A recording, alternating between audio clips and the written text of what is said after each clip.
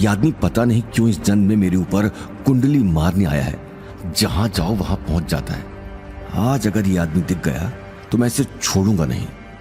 नील ने मन ही मन कहा। ये कहते हुए उसकी आंखें गुस्से में लाल हो चुकी थीं।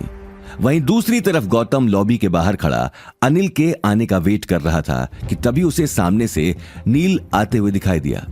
नील ने गौतम को देखते ही हैरानी से कहा, गौतम, तो तुम सच में आओ? तुम जानते भी हो ये कौन सी जगह है? मैं तो अच्छे से जानता हूं, लेकिन शायद तुम नहीं जानते। अच्छा, यहां बिना पासेस या टिकट्स की एंट्री नहीं होती। आखिर तुम अंदर कैसे घुसे? नील ने तंज कसते हुए सवाल किया। जानता हूं, अच्छे से जानता हूं, इसीलिए पास दिखाकर ही अंदर आया हूं। मुझे तुम्हारी बातों पर रत्ती भर भी भरोसा नहीं है। यहां तक तो आ गए हो, लेकिन ये बात मत भूलना कि तुम मजबूरन अग्रवाल परिवार का हिस्सा हो, और तुम्हारी वजह से अगर हमारे परिवार पर किसी ने कीचड़ उछाला तो मुझसे बुरा कोई नहीं होगा। तुम्हारी औकात नहीं अंदर आने की। नील ने गुस्से में कहा। मेरी औकात अंदर आने की है कि नहीं, वो मैं तुम्हें बताना जरूरी नहीं समझता।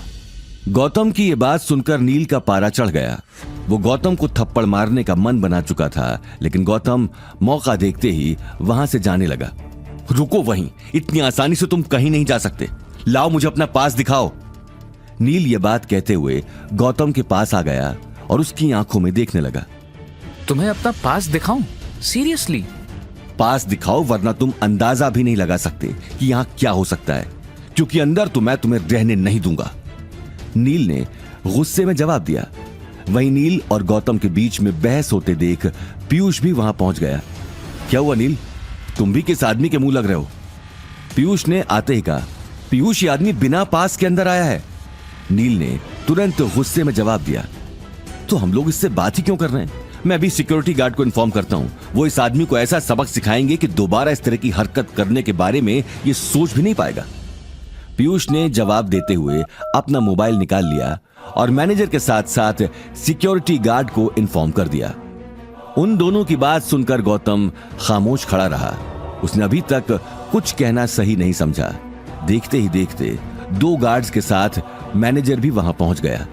गार्ड्स को देखते ही नील के चेहरे पर मुस्कान आ गई। क्या हुआ सर, कुछ प्रॉब्लम है?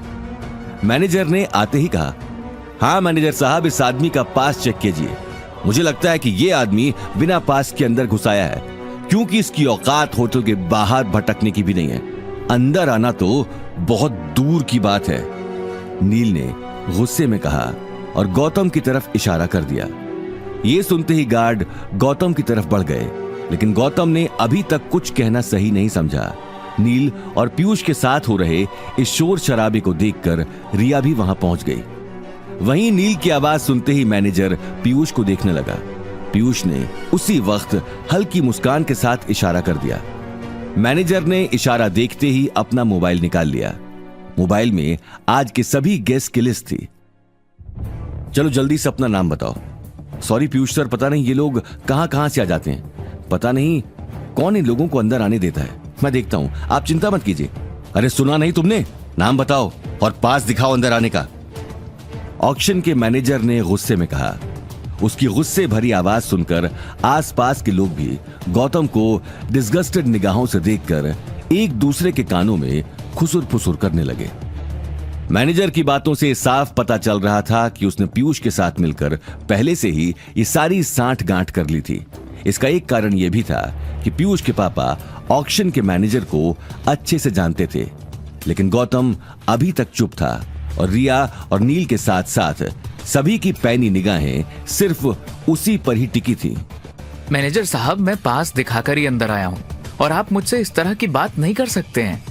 मैं क्या कर सकता हूं और क्या नहीं कर सकता हूं, ये तुम मुझ पर ही छोड़ दो। मैंने जितना कहा है तुम सिर्फ उतना करो। मुझे पास दिखाओ। इस ऑक्शन में सिर्फ बड़े बड़े लोग ही आए हैं। तुम किस बड़े परिवार का हिस्सा हो? मैनेजर ने तंज कसते हुए पूछा। अरे मैनेजर साहब, ये किसी परिवार का हिस्सा क्या होगा? ये तो मामूली सा घर जमाई है। इसकी तो खुद के घर पर भी कोई इज्जत नहीं है।